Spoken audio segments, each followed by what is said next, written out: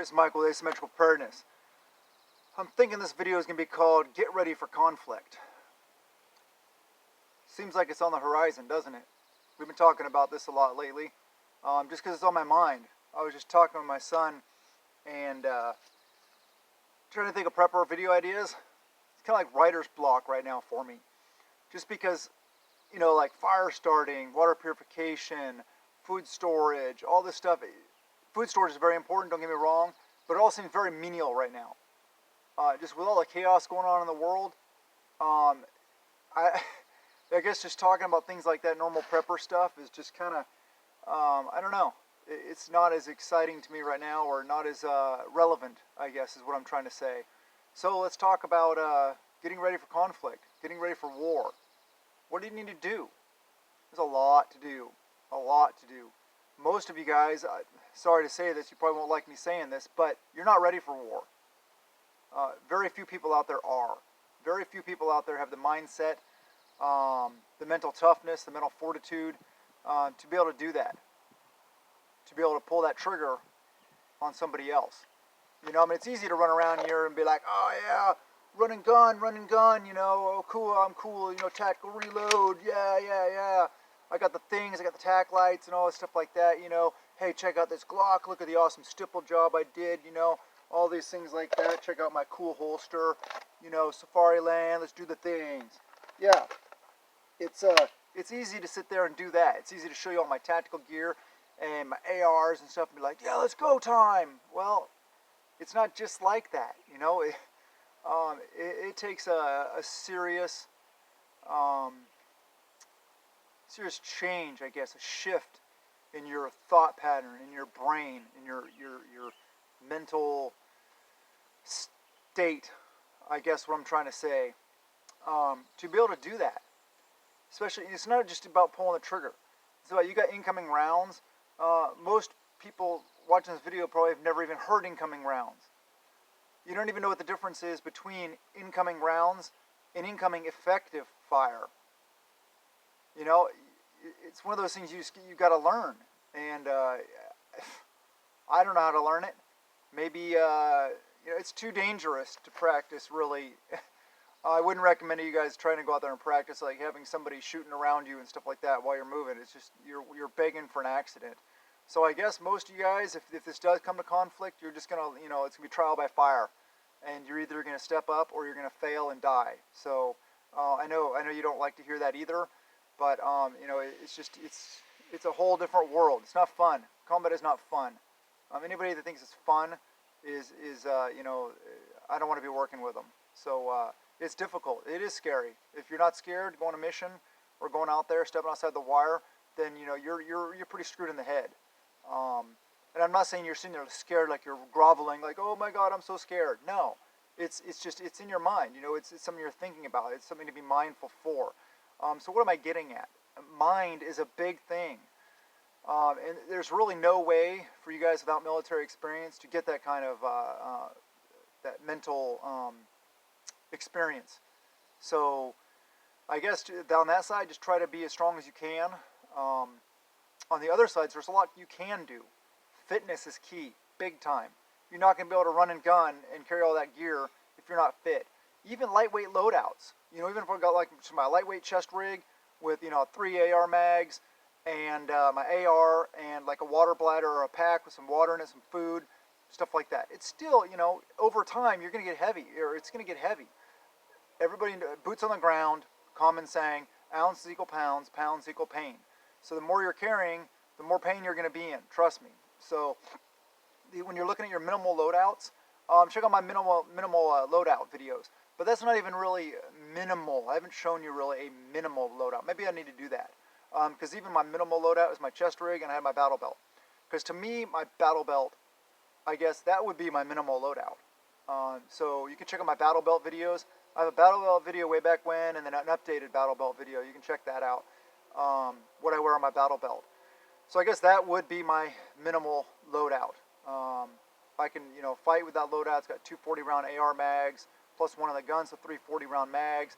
I got 2 Glock 19X 19-round mags in there, plus, you know, either a 17-rounder or a 19-rounder in the gun. fighting knife on it. You know, you watch, just check out the video. Um,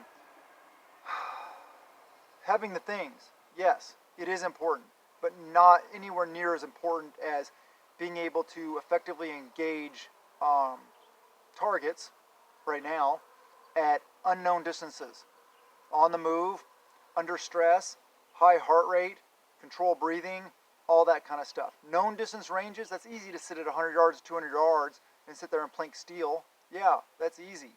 Try doing it with a high heart rate. Try doing it with, do some push-ups, carry some bags around, stuff like that. Try unknown distances. Have somebody throw out targets at unknown distances. So you get used to range estimation. That's another big one. Range estimation is important. So you're not going to be exact, of course, but you need to ballpark the range so that you can hit. Yeah, I get it. Between 50 and 100 yards, you're with 50-yard range or a 50-yard difference in targets. Yeah, you're gonna only be off by like an inch or two on most modern ballistics, or less. So it's not a huge deal, but it's something you need to be mindful of. Also, CQB, close quarter battle, whether it's just a close-in engagement in the woods or in an urban environment in city streets, or if it's inside a house.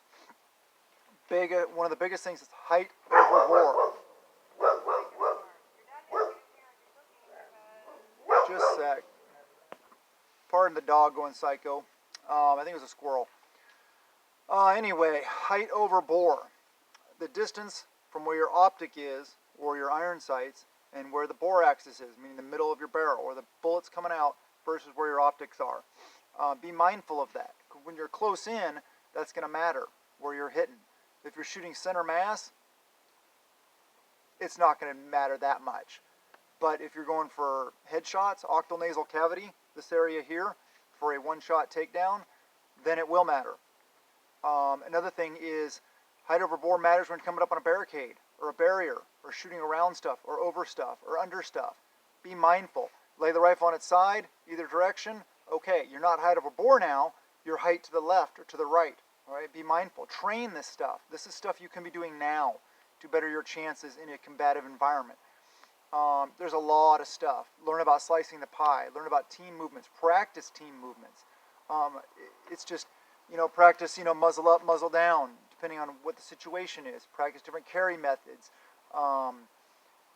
Like low ready, ready, all this kind of stuff like that.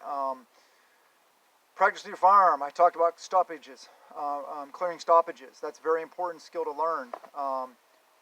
Kind of back to gear. It's not anywhere near as important as the training and the ability to move and engage targets in a dynamic environment. That's what's important, because, come on, I'm wearing some, cargo pants right now. I could throw a mag in this, I could throw a couple mags in this pocket, a couple mags in the other pocket, mag in the back pocket, mag in the back pocket. I could have, 6 mags on me just in my pants. Okay, so, and I tell you what, I would rather take, somebody with training, with effective training and skill sets, with 4 or 5, 6 mags thrown in their pockets, and a rack grade AR with no optics on it, just regular iron sights, just regular standard carbine. I would take somebody with that, with experience and knows how to run that platform and react properly in a dynamic environment, over 5 to 10, tactical mall ninjas with all the cool gear and no training and all these, $5,000 ARs. That's not important. If your skill set is at the point where you need better gear or better firearms, okay, well then get it. Sorry for the interruption. My dog went psycho. Another dog came onto the property, and yeah, there's about to be a throwdown. Anyway, gear, yes. I'd rather take a trained person, knows what they're doing, than 5 to 10 other people that don't know what they're doing. Could they get lucky? Sure, they could get lucky. Oh, I know where I was going. Skill set. If you want to buy that, like Daniel Defense or BCM or some other higher grade, Christensen Arms AR-15 or something like that, and your skill set is to the point where you can actually utilize that platform, and it will help you improve, sure.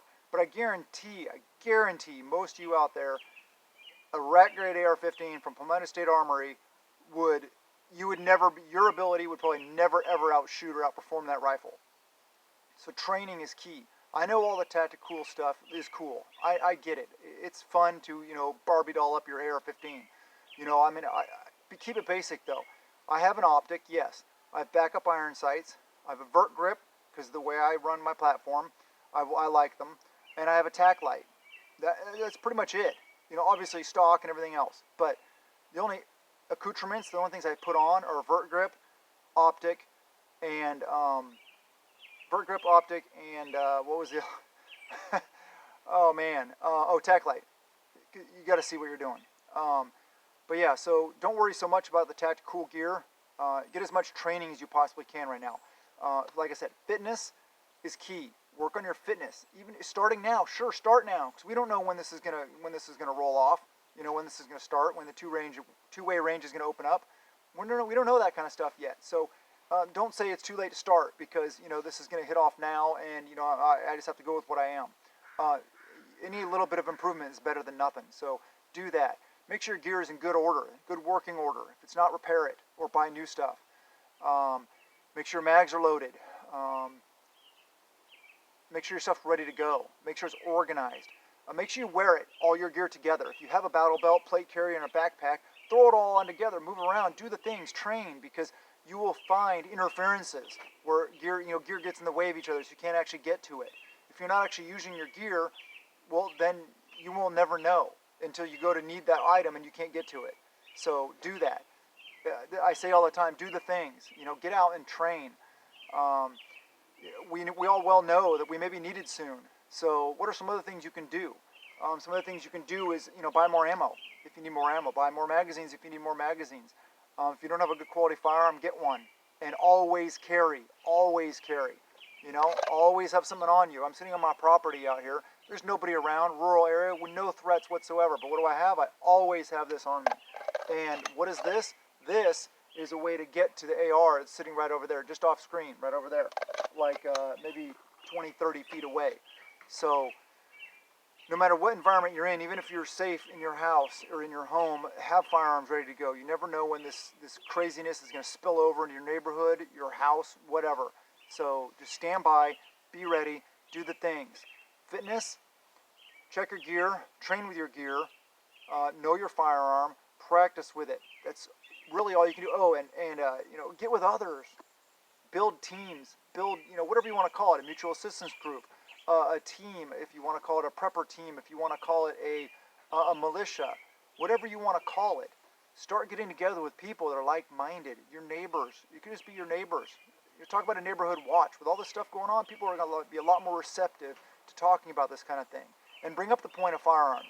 Hey, you know, do you have a firearm to protect yourself in case something goes down? And they'll be like, oh yeah, and then you can get into the gun talk. And maybe a gun person, maybe not. You may be able to encourage them to get a gun, to get a firearm, to be better prepared. So, you know, we can't do this by ourselves. We're going to have to form into groups. And, you know, it's just, it's not going to be a bunch of lone wolves out there fighting some guerrilla warfare all by themselves. It's still going to have to be at least small teams of, you know, highly trained people out there running a gun and doing the thing. So I hope this video helps. Like I said, it was kind of a writer's block, but then I guess once I started talking, I kind of flowed. So I think it was pretty good. Prep a little every day and prep it a peace of mind out of fear, even though these times are tough. And, you know, if you want to check us out and support the channel, we got Patreon, link in the description. A lot of good stuff. Also, if you're missing any of this gear, link in the description for my Amazon storefront. Instead of giving Amazon the 4%, you know, it comes to me to help support the channel and do all these things for you guys. So, also email me if you want my P.O. box. I got a P.O. box now, and a link in the description for the email. So I love you guys, and blessings to you and yours.